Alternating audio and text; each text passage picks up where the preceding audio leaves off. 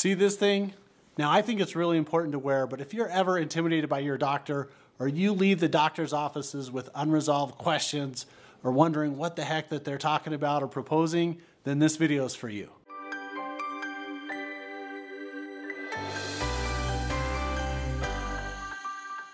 This video is all about how to talk to your doctor, and honestly, it's a little bit awkward to talk about because what I realize is I'm doing some of the things that I'm going to tell you to not do. And it's kind of a funny experience because being in the healthcare world, when you're talking and working with people all day long, sometimes you don't understand when bad habits kick in as a healthcare provider. And so anybody that's been in the office where you've had the experience that I'm going to tell you how to avoid, I sincerely apologize. One of the reasons why I decided to make this video is I had an experience as a healthcare participant going to a doctor's office to get my teeth evaluated. What I did is I scheduled off some time to go in, get the procedure done, and then I recognized, oh my gosh, I'm doing some of the things, and then I said, I'm going to take this experience and generate it into a positive. So I scheduled some time off to go get a problematic tooth looked at.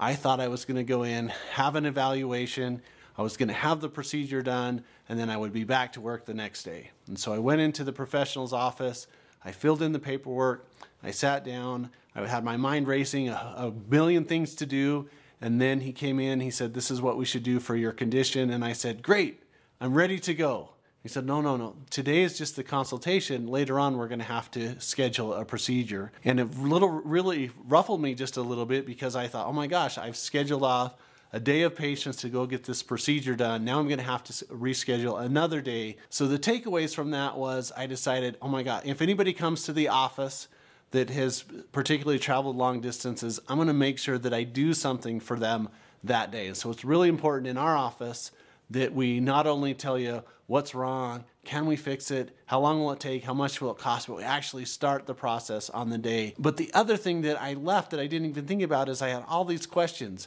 that I should have asked and should have communicated with my doctor for my condition. So I said, hey, let me make a video on how to really talk to your doctor. So the first thing is to have a great doctor experience. You want to find a doctor that you like, because believe it or not, doctors treat patients differently of the people that they like versus they don't like. I know that's kind of a foreign concept to some people that, hey, you treat people that you like in your life better than you treat people that you don't like. But here's the other benefits or things that you should do if you want a great relationship with your doctor. The first one is write down your medical history. It speeds things up so much faster if you'll say, this is what's wrong, this is what I've done to correct it, these are the medical treatments that I've done, these are the alternative medical treatments that I've done, these are the things that I'd like to try or that I want to try, or this is what I've tried, this is what I've taken. And it doesn't matter what it is, because the definition of insanity is to do the same thing over and over again and expect different results. And so one of the things that I look at when I'm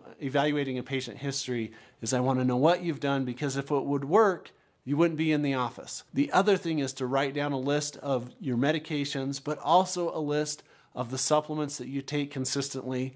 It's also really nice to have a daily review. And what a daily review is that means this is how this symptom or condition is affecting me in my daily life. It's nice to bring in a list of questions. It's also really nice to tell the healthcare provider, these are what my expectations are. I'm coming to your office because I expect this procedure or this treatment or this information or this consultation, because it's easier to live up to patients' expectations if you know what the expectations are. It's also really nice to bring someone with you to the visit so that they can help and ask questions, and that they can help to take the information that your doctor tells you to do and help you implement it. It's almost like an accountability partner. Because if you're doing bad things and you're secretly addicted to fast food, or you're secretly addicted to soda, or maybe you're openly admitting that I drink things or I eat things that I shouldn't, if someone in your inner circle knows what the doctor is telling you to not eat Doritos all the time, or to cut back on your Oreos, or to drink less soda pop, what happens is it really does have an impact on your health. The other things, a way to communicate with your doctor is to ask questions, to be a researcher into your health. And then I think that the most important question to ask your doctor is to say this: Dr. West, if I am your favorite niece, your wife, your cousin, your best friend, what treatments would you do? When you ask those questions, many times you'll get a different response than if you just say, what would you recommend? I know that's kind of interesting, but it's really, really an interesting concept. I had this experience happen with a patient that called me from a doctor's office. Granted, he had a very serious healthcare condition. He called me up and said, Dr. West, I'm in Dr. So-and-so's office. This is the treatment that he's proposed. What do you think of the treatment? And my response was, well, Glenn, why don't you ask the doctor if you can talk to a survivor of the treatment? And I had a pause for a minute, and then the patient said, the doctor says that there aren't any survivors. Now, granted, it was a very serious condition. It was related to an ongoing aggressive cancer.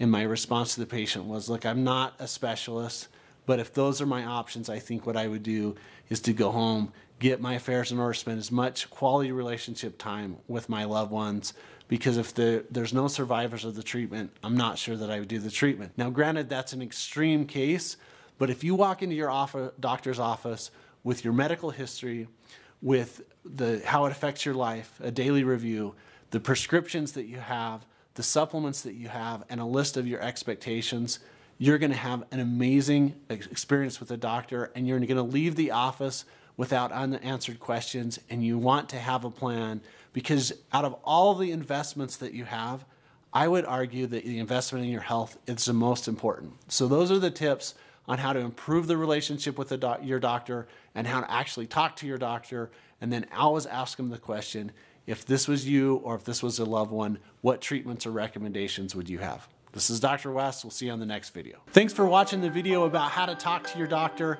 If you like us, give us a thumbs up, and if you push the little bell on the YouTube screen, it'll tell you about the next video coming out, and we'll see you guys on the next video.